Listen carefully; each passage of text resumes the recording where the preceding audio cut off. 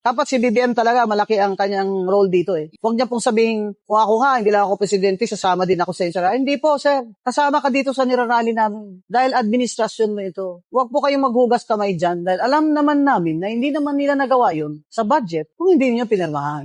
Ang tanong nga doon eh, bakit pinirmahan ni BBM yung 2025 budget? Eh ba, nagreklamo na siya noon? Bakit ganito? Huwag laki ng deficit. Pero pinirmahan niya pa rin kasi nga pinsan niya si Romualdez. Yun ang problema eh. Lagi naman po may corruption, pero the worst na talaga ngayon.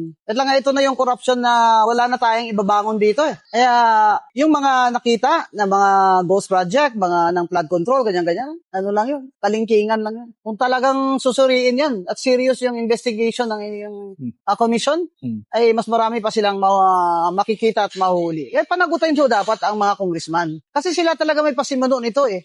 Si Romualdez at si Saldico. At sila naman may control eh. Kaya sa Senate naman, ay dapat sagutin naman ni Grace Poe. Di po ba? Dahil siya naman ang Finance Committee doon. Bakit naman pumasa sa BICAM itong mga insertion ng flood control na wala naman sa National Expenditure Program ng DBM?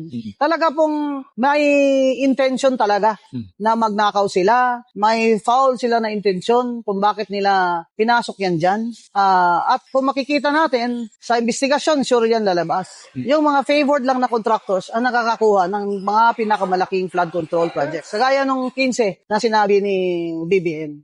Na Sunwest, Triton, yung mga, yan, dalawang yan, kay Saldico yan. Kaya, dapat talaga itong mga party list tsaka district representative sa kandidato i-require ng COMELEC ng katanungan dun sa certificate of candidacy. Are you a contractor? Or in the past, has at any time been a contractor with the government?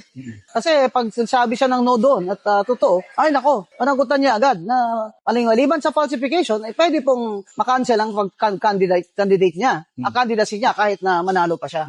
So marami yung reforms talaga dapat gawin. Pero sa akin, dapat si BBM talaga malaki ang kanyang role dito eh. Huwag niya pong sabihin, kung ako nga, hindi lang ako presidente, sasama din ako sa inyo. Hindi po, sir. Kasama ka dito sa nirarally namin. Dahil administrasyon mo ito. Huwag po kayong maghugas kamay dyan dahil alam naman namin na hindi naman nila nagawa yun sa budget kung hindi niyo pinirmahan. Ang tanong nga doon eh, bakit pinirmahan ni BBM yung 2025 budget? Eh ba, nagreklamo na siya noon? Bakit ganito? Huwag laki ng deficit. Pero pinirmahan niya pa rin kasi nga pinsan niya si Romualdez. Yun ang problema eh.